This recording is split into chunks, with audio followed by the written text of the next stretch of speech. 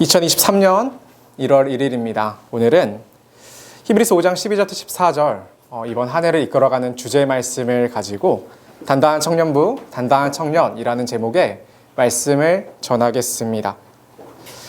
오늘은 새해 첫날입니다. 어느새 새해가 밝았고 나이를 먹게 됩니다. 첫 청년부 예배인데요. 이번 2023년을 함께 지내면서 더욱 단단한 청년부가 되고 더욱 단단한 청년들이 될 수 있기를 바랍니다. 오늘 말씀을 통해서 모두 단단한 음식을 즐길 수 있는 단단한 청년을 세워줄 수 있기를 바라는데요. 세 단계를 걸쳐가면서 설교를 할 것입니다. 먼저는 히브리서 5장 1절부터 10절까지의 말씀을 통해서 예수님이 대제사장으로 오신 이유에 대해서, 그 까닭에 대해서 나눌 것이고, 다음으로는 히브리서 5장 11절부터 14절 말씀을 통해서 예수님과 상관없이, 예수님과 전혀 무관하게 미숙한 모습으로 남아버린 우리들의 모습에 대해서 살피게 될 것입니다. 그리고 마지막으로는 히브리서 6장 1절부터 3절 말씀을 통해서 어떻게 미숙한 우리가 성숙할 수 있을까에 관해서도 함께 살피면서 이렇게 오늘 설교하겠습니다. 말씀 노트를 여러분 열심히 작성하시면서 성현아 일어나. 네, 그러면서 잘 따라오시기 바랍니다. 먼저 첫 번째입니다. 예수님이 왜 대제사장으로 오셔야 했는가? 우리가 히브리서를 묵상한 일이 있었으면 혹시 기억나세요, 여러분? 지난 7월에 우리가 매일 성경에서 함께 살폈던 말씀이 히브리서의 말씀입니다. 기억이 나시는 것 같아요. 히브리서는 배경이 어떻게 되냐면 폭군인 로마의 황제 네로의 때를 배경으로 합니다. 기독교가 굉장히 많은 박해를 받았고 많은 이들에게 어려움을, 죽음의 위협을 처했던 그때가 바로 네로가 치리하던 그때였습니다. 히브리서는 그때를 배경으로 씁니다. 히브리서가 왜 쓰였냐면 너무 많은 세상적인 박해와 어려움 때문에 많은 유대 기독교인들이 배교를 눈앞에 두고 있었기 때문입니다. 기독교에 대한 배신을, 그 가르침을 배반할 것을, 그렇게 가르침에서 떠나버릴 것을 앞두고 있었기 때문입니다. 현대의 모습으로는 배교라고 말하면 참 어렵지요. 현대의 모습을 표현하자면 불량한 신앙생활이라고 말하는 것이 더 적합할 것입니다. 삶이 어려우니까요, 믿음을 지키기 복잡하니까요, 그러니까 제대로 된 믿음을 추구하지 않게 되는 것이죠. 이 정도만 살아도 괜찮다고, 이 정도만 해도 대단한 것이라고 여기면서 살아가는 자들을 향해서 히브리서 기자가 히브리서를 기록합니다. 그렇게 해서는 안 된다고요. 그런데 그 히브리서를 살펴보면은 어떠한 방식으로 이야기가 진행되느냐면 우리가 믿는 게 무엇인지를 다시 확인하면서 시작합니다. 우리가 예수 그리스도를 믿음으로 기독교인이 되었는데 그러면 너희가 믿는 그 예수 그리스도가 누구신지 한번 다시 살펴보자. 그러면서 예수님을 설명을 하는 겁니다. 오늘 보게 되는 5장도 마찬가지입니다. 5장은 대제사장으로서의 예수님에 대해서 함께 살피게 되는데 특별히 아론의 반차를 따르는 대제사장이 아니라 멜기세덱의 반차를 따르는 대제사장으로서의 예수님을 설명하고자 합니다. 이 둘을 구분한 것이죠. 최초의 대제사장은 누구입니까? 우리가 아는 것처럼 모세의 형인 아론이지요. 그리고 그 다음에 제사장들은 아론의 후예로서 그 자식들이 대제사장직을 물려받게 됩니다. 근데 예수님은 그것을 부정한 겁니다. 나는 그런 계통을 따른 대제사장이 아니라 멜기세덱의 계통을 따른 대제사장이다, 이렇게 이야기를 한 겁니다. 멜기세덱이 누구냐면 여기 히브리서 7장 2절부터 3절을 보면 알게 되는데 아브라함이 모든 것의 10분의 1을 그에게 나누어 주니라. 그 이름을 해석하면 먼저는 의의 왕이요 그 다음은 살렘 왕이니 곧 평강의 왕이요. 밑에 보세요. 아버지도 없고 어머니도 없고 족보도 없고 시작한 날도 없고 생명의 끝도 없어 하나님의 아들과 닮아서 항상 제사장으로 있느니라. 여기서 말하고 싶은 것은 멜기세덱은 신인이다, 이 말을 하고 싶은 겁니다. 사람이 아니다. 사람처럼 처음이고 끝이 있는 유한한 자가 아니다. 멜기세덱은 유일하게 하나님과 닮아있는 그러한 대제사장이라는 겁니다. 사람의 한계에 매여 있지 않은 그러한 존재다. 예수님은 그러한 멜기세덱의 계통을 따랐다, 그 이야기를 하는 것이죠. 그러면 왜 이렇게까지 아론의 계통을 따른 대제사장직을 부정하려 하는 것일까? 이제 그것을 살펴보려 하는 겁니다. 히브리서 5장 1절부터 3절입니다. 대제사장마다 사람 가운데서 택한 자이므로 그조차 사람이므로 하나님께 속한 일에 사람을 위하여 예물과 속죄하는 제사를 드리게 하나니 그가 무식하고 미혹된 자를 능히 용납할 수 있는 것은, 능히 그들을 이해할 수 있는 것은 자기도 연약에 휩싸여 있습니다. 그 또한 연약하기 때문이다. 그러므로 백성을 위하여 속죄제를 드림과 같이 또한 자기를 위하여도 드리는 것이 마땅하니라. 제사장은 속죄하는 자입니다. 죄에 대해서 속죄 제물을 바침으로 그 죄를 속하는 자가 제사장입니다. 죄의 문제를 해결을 그렇게 하는 것이죠. 그런데 이 인물은 또한 자기 또한 연약함에 휩싸여 있는 것입니다. 이스라엘 백성들을 위해서도 속죄제를 드리는데 동시에 자기가 지은 죄에 대해서도 속죄제를 드려야 하는 그런 불안정한 인물이다. 그 이야기를 하려는 겁니다. 그러므로 이 아론의 반차를 따르는 이 일반적인 대제사장은 우리의 연약함을 이해해야 합니다. 똑같이 죄를 지으니까요. 그가 할 수 있는 최선이 무엇이냐면 네가 죄를 지었구나. 나도 죄를 짓는 걸. 나는 너를 이해하고 공감한단다. 너의 죄가 용서받을 수 있도록 내가 너를 위해 속죄제를 드릴게. 이 정도일 것입니다. 이게 사람의 최선인 것이죠. 죄를 이해해버리는 것이지 그는 죄를 어쩌면 용납해버리는 것이죠. 죄를 지을 수밖에 없다는 그 한계를 우리는 서로 공유해버리고 마는 겁니다. 많은 사람들이 기독교를 이렇게 신앙해요. 기독교인이 되어서도 기독교를 어떻게 믿냐면 죄를 이기고 죄와 싸우는 종교가 아니라 죄를 용납해 주기를 바라는 종교로 전락해버리고 말죠. 어차피 여러분 앞에 선 목사도 죄를 짓고 여러분 옆에 서 있는 리더도 죄를 짓고 여러분이 보아온 신앙의 선배들인 여러분의 부모님도 죄를 지으니까 자연스럽게 신앙생활을 한다는 것이 죄와 싸워 이기는 게 아니라 죄를 지어도 용납해 주는 게 사랑인 것 마냥 그렇게 여겨지는 것이죠. 사람의 아론의 반차를 따른 대제사장이 그와 같은 것을 보여주는 겁니다. 어차피 그 또한 죄를 지으니까. 그런데 아론의 반차를 따르지 않고 아론의 계열을 따르지 않고 멜기세덱의 반차를 따르는 대제사장 예수 그리스도는 다르다 이 말을 하는 겁니다. 다르다. 우리가 믿는 대제사장은 아론이 아니라 멜기세덱의 반차를 따르는 분이신데 예수님은 육체로 오셔서 사람처럼 연약함을 입으셨지만 그분은 하나님의 아들이시죠. 하나님의 아들이세요. 우리를 구원하시러 오신 분이 그 지고한 하나님의 아들이시죠. 이해할 수 없게도 멀리서 한마디 말씀을 바라시면 그 모든 천지가 개벽할 텐데 그런데 그분이 육신을 입고 우리 가운데 오시 우리를 구원하시겠다고. 예수님만큼 위대한 이가 없습니다. 그런데 그런 분이 죄 가운데 허덕이는 사람을 구원하시기 위해 사람으로 오십니다. 우리가 맞이한 대제사장은 그런 분인 거예요. 하나님이 죄의 문제를 해결해 보겠다고 사람이 되셔서 우리 가운데 오신 것이죠. 죄의 문제를 해결해 보겠다고요. 그런데 우리가 맞이한 대제사장이 우리가 믿는 대제사장이 그와 같은데 우리는 이것을 잘 모르니까 우리가 대제사장이 간구하는 것이 무엇이냐면 내 죄를 용납해 주시는 것. 우리의 불량한 신앙에 대해서 죄를 짓는 것을 이해하고 공감해 주시는 것. 그래도 괜찮다고 안아주는 것. 그것을 바라고야 말아요. 예수님이 누군지 모르니까.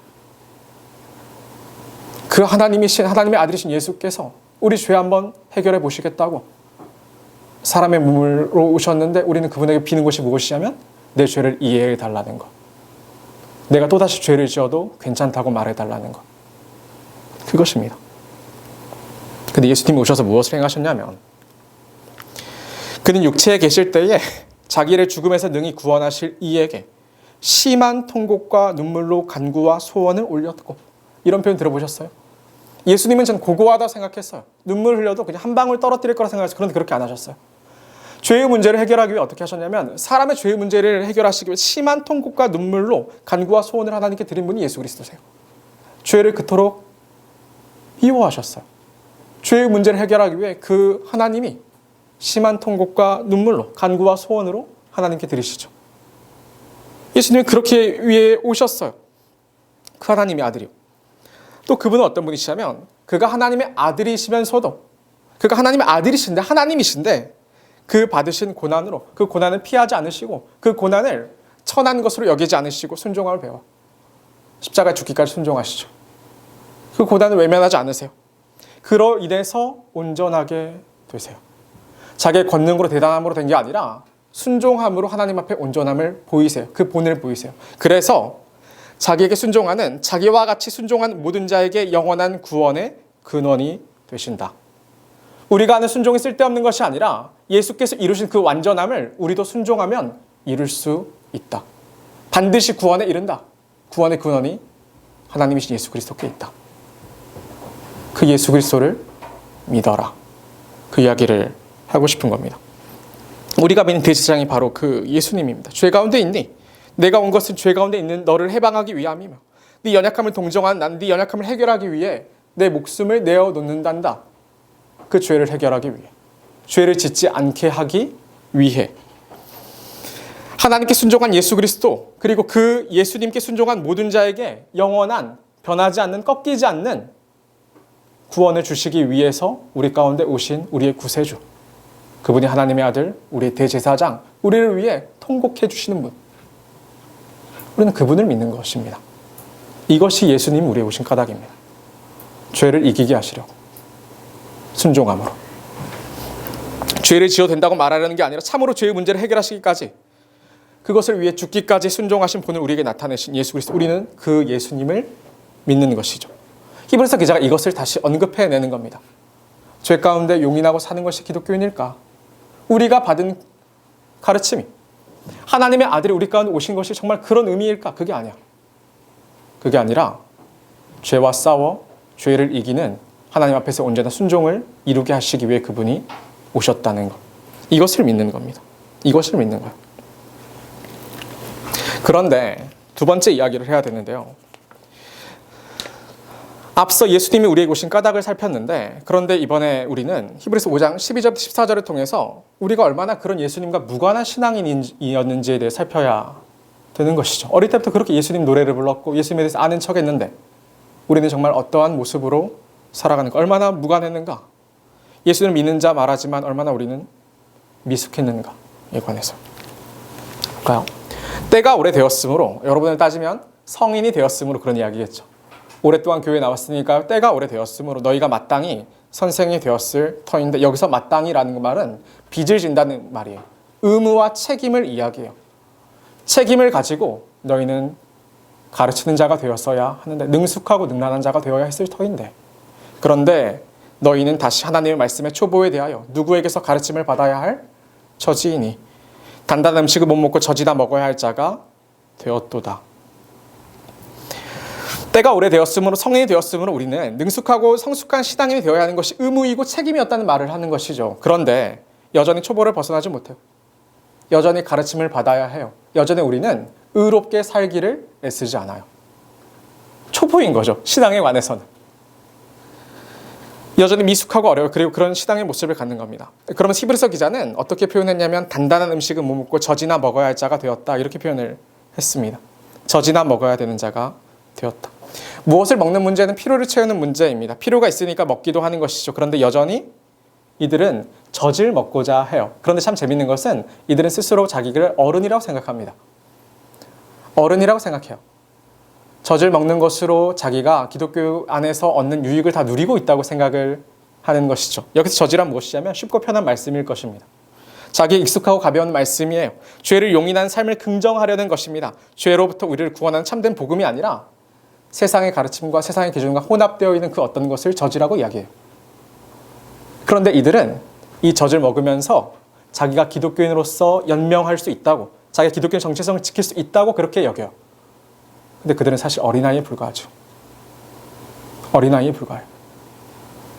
어른으로서 자기의 마땅한 의무와 책임을 다하지 못하는 것, 마땅히 감당해야 될 순종을 해내지 못하는 것, 여전히 나는 어리고 여전히 나는 느려서 하지 않아도 되는 것처럼 그렇게 살아가는 삶, 그 이야기를 이렇게 나타내는 것입니다.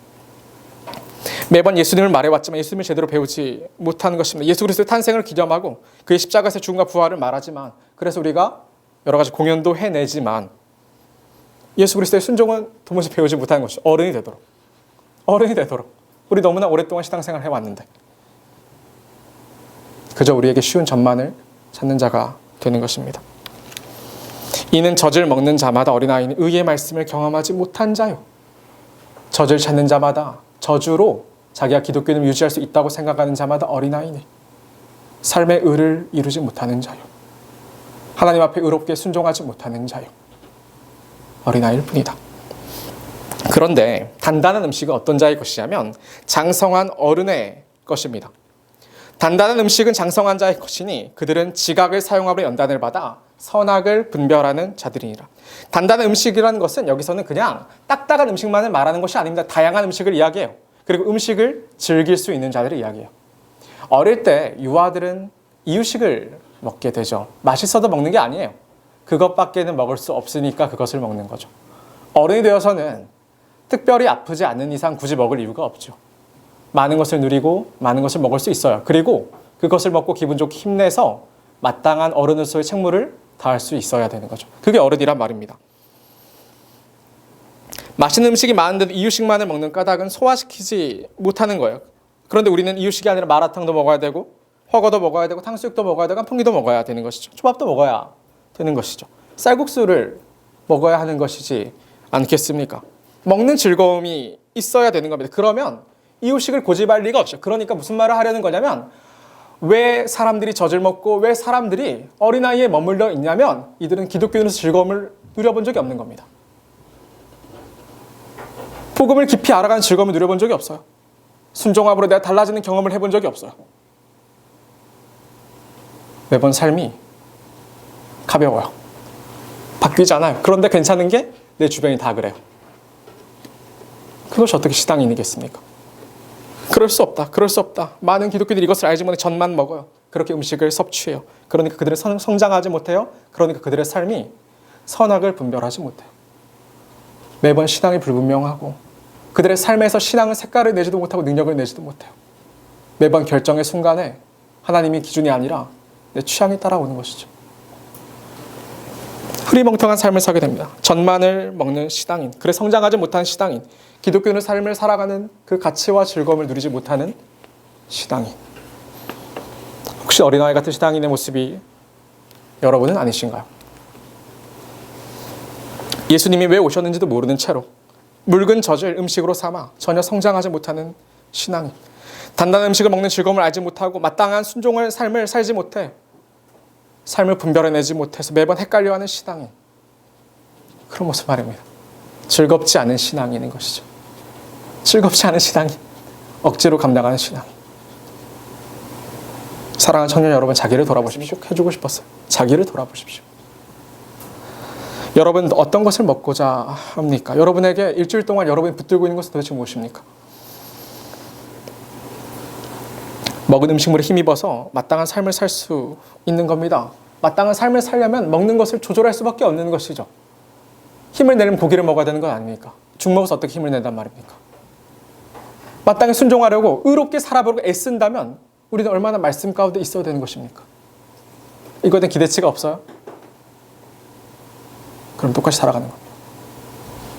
억지로 힘들게 꾸역꾸역 신앙생활을 해내는 겁니다. 즐거움이 없죠. 많은 사람들이 예수님과 무관한 미숙한 신앙인의 모습으로 살아갑니다. 그래도 되는 줄 압니다. 자기가 미숙한 줄 몰라요. 그러니까 여러분, 자기를 돌아보십시오. 자기를 돌아보십시오. 여러분을 신앙인으로 유지하는 것은 도대체 무엇인가? 여러분의 삶의 목적은, 삶의 방향은 도대체 무엇인가? 기독교인으로서 여러분의 성취와 기쁨은 무엇인가? 자기를 돌아보십시오. 두 번째 이야기입니다. 세 번째 이야기입니다. 히브리서 6장 1절부터 3절을 통해서 미숙한 우리가 그럼 어떻게 성숙할 수 있는가? 성숙이란 어떻게 이루는가에 대해서 살펴야 합니다. 어떻게 성숙할 수 있습니까? 여러분, 제가 목사입니다. 제가 대학에 가서 성경을 배웠는데 성경이 굉장히 놀라웠어요. 정말 너무 놀라웠어요. 성경을 펼치면 시간이 가는 줄 몰랐어요. 밥을 안 먹어도 괜찮았어요. 연구하는 일이 좋았고 가르치는 일이 기뻤습니다. 그만큼 성경의 말씀이 귀했고 놀랐습니다.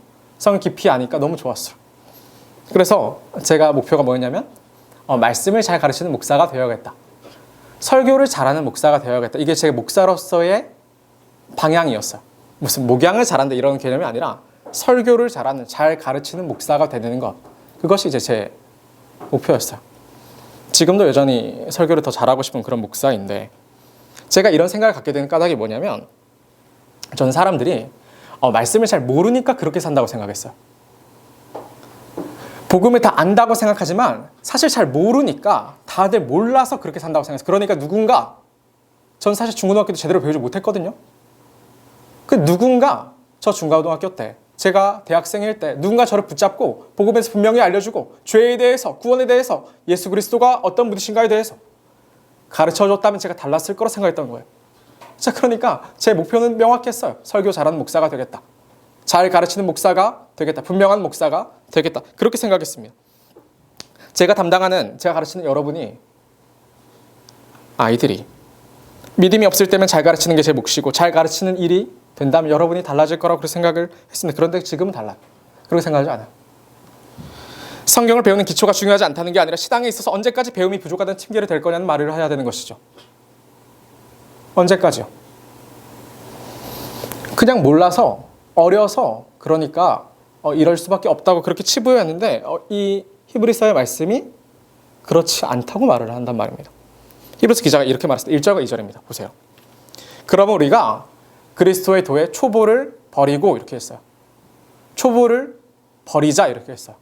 초보를 단단히 쌓자 이렇게 말한 게 아니라 초보를 버리자 이렇게 이야기했어요. 그 다음에 세 가지 부분을 나누는데, 죽은 행실을 회개하고 하나님에 대한 신앙, 이게 첫 번째예요. 회개와 믿음은 모든 기독교 신앙의 총화예요. 예수님도 신앙을 설명하실 때 이렇게 말씀하셨어요. 회개와 믿음에 관하여. 마가도 그렇게 말했어요. 초대교회가 이렇게 말했어요. 그런데 이것을 버리라 이렇게 이야기했죠. 세례들과 안수, 세례는 우리를 씻는 거예요. 우리가 세례라는 것을, 혹시 정결례를 배우면서 우리가 얼마나 죄에 대해서 씻겨야 되는가를 배우죠. 안수는 무엇이냐면 능력을 줘서 파송하는 거예요. 얼마나 그렇게 순종해야 되는 것을 배워요. 그런데 이것을 버리라 그렇게 이야기를 했어요. 버려라. 세 번째 뭔 이야기냐면 죽은 자의 부활과 영원한 심판에 관한 교훈. 부활과 영원한 심판에 관해서는 우리의 얼마나 커다란 소망이 되는 겁니까? 이 땅 가운데 헛되게 살아가는 것이 아니라 우리가 다 죽을 텐데, 그런데 그 가운데 부활하는 이는 누구시며, 우리가 다 이 가운데 이 생의, 이 삶의 끝을 맞이할 텐데 그때 심판대 앞에 서는 자는 누구인가? 삶을 살아가는 기초에 대한 것. 그런데 이 모든 것을 다 초보를 버리라고 이야기를 했습니다. 정확한 번역은 아니에요. 버리라는 게 아니라 넘어서라는 말이에요. 넘어서라는 말이에요. 맨날 생각하기에 저는 모르니까 그 자리에 머무를 때 생각했는데 그게 아니었던 이야기를 하는 겁니다. 그게 아닌 것이죠. 모르니까 그 자리에 머무는 게 아니라 완전한 대로 나아가라고 하잖아요. 성숙한 대로 나아가라는 것이고, 노골적으로 말하면 순종해 보라 이야기를 했던 거예요. 다시 네가 뭘 모르는지, 네가 왜 연약한지, 네가 왜 어린지, 네가 왜 아무것도 할 수 없는지, 네가 왜 달라지지 않는지, 그걸 말하는 게 아니라 순종해 보라.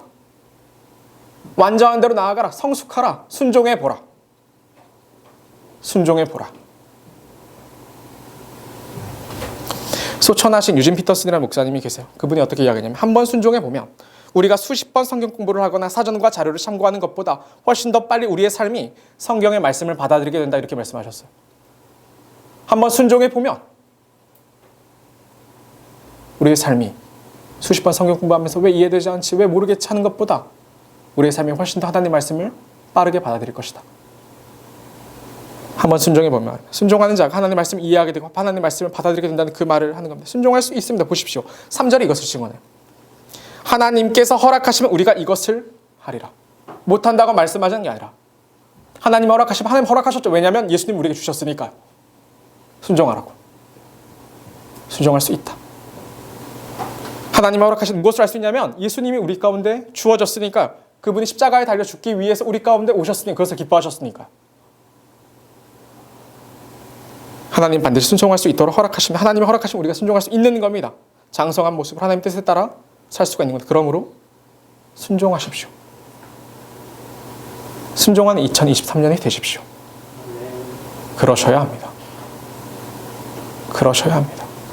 그렇지 않으면 우린 또다시 핑계를 댈 거고, 그렇지 않으면 우린 또다시 신앙 가운데 도망가게 돼요. 그렇지 않으면 우린 또다시 어린아이를 벗어나지 못해요.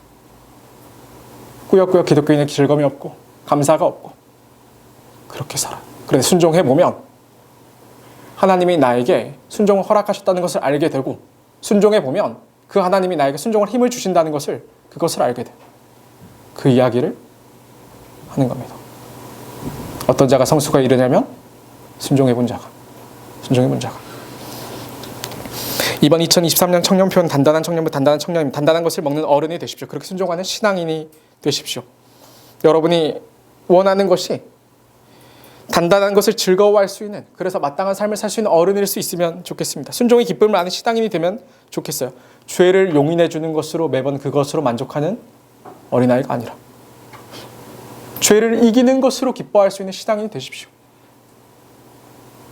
다른 선택을 하는 신앙인이 되십시오. 그것이 여러분의 만족이 되게 하십시오.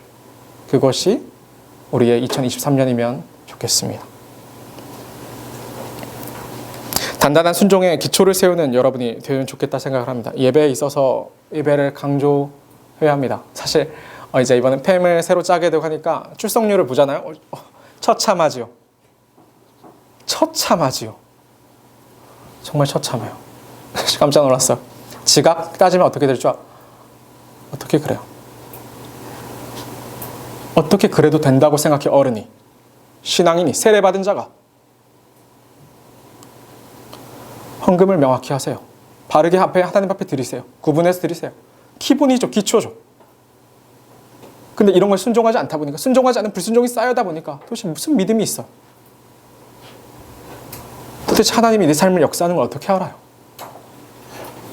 알 수가 없어요. 봉사도 마찬가지예요. 봉사 힘들죠, 여러분. 제가 항상 이야기하는데 부서를 맡잖아요. 그러면 20분 전에 가는 거예요. 그리고 기도하는 거예요. 내가 오늘 만날 아이들을 위해, 내가 행해야 될 사역을 위해. 당연한 거죠. 자랑은 아닌데 저는 대학생 때 40분 전에 갔어요. 기도했어. 기도하고 보면 뒤에서 안내하시는 분이 저를 툭툭 쳐요. 앞으로 가라고. 그럼 너무 그게 싫었는데 달라요. 기도하고 맞이하는 하루는 달라요. 간절히 하나님 앞 엎드리고 맞이하는 하루는 정말 달라요. 정말로 달라요. 대하는 태도가 다르고 하나님께 베푸신 은혜가 달라요. 작은 것에 충성하세요. 여러분 2023년 예배를 온전히 지키면 좋겠어요. 미리 와서 기도로 예배를 준비하는 자가 되고 예배에 빠지지 않고 예배를 우선시하는 자가 되십시오. 여러분이 가장 먼저 여기 있으면 순종한 자가 되십시오. 이것이 마땅한 것입니다. 순종하는 자가 되십시오. 이것이 여러분에게 옳은 것 이전에 여러분의 좋은 것입니다. 좋은 것이에요. 그래야 하나님의 손길을 느끼지 않겠습니까? 순종한 여러분. 말씀 정리하겠습니다. 청년 여러분, 우리 성인이 되었습니다. 어느새 그렇습니다. 우리도 신앙이 어린아이가 아니라 성인이어야 되는 거죠. 우리 청년부를 한 해 2023년이 같이 있고 놀랍기를 원하는 겁니다. 오늘 세 가지 이야기했습니다. 첫째 뭐 이야기냐면 예수께서 대제사장으로 오신 것이 무슨 까닭이냐. 그냥 사람이 그래도 되는데 왜 예수님이냐. 죄를 용납하는 것으로 만족하는 게 아니라 죄를 이기는 자가 되게 하시려고. 그것을 위해 그 하나님이 사람으로 오셨고 그 사람을 위해 죽으셨고 그 하나님이 그 사람을 위해 통곡하시고 우시고 그러셨다고. 그것을 알아야 합니다. 두 번째로 우리가 살핀 것이 무엇이냐면 예수님은 죄를 없이 하러 오셨는데 그와 상관없이 여전히 미숙한 상태로 머무는 우리의 모습에 대해 살폈습니다. 마땅히 책임을 지는 어른이 되는 책임을 짊어져야 됐는데 여전히 젖을 찾는 어린아이 모습을 살아가는 거죠. 가장 안타까운 것은 신앙이 즐겁지 않을 거라는 게 분명하죠. 정말 저는 사실 어려워요. 얼마나 억지로 신앙생활 할까? 그럴 수 있어요. 그런데 그보다 먼저 순종하는 자가 되십시오. 순종해보는 자가 되십시오. 일을 말하라는 게 아니라 그 모든 것 가운데 하나님의 신뢰함으로 하나님 붙들고 기도함으로 순종하는 자가 되십시오. 그러십시오. 예배에 순종하고 여러분이 마땅히 해야 될 헌금에 순종하고 봉사에 순종하고 관계에 순종하십시오. 그렇게 하나님께 순종하십시오. 그런 여러분의 삶에 그런 저의 삶에 하나님이 충만히 채워주셔서 더욱더 단단해지고 더욱더 단단한 것을 즐겁게 먹을 수 있는 더 많은 것을 누릴 수 있고 느낄 수 있는 저와 여러분의 2023년이 되기를 간절히 바랍니다. 우리 같이 기도하겠습니다.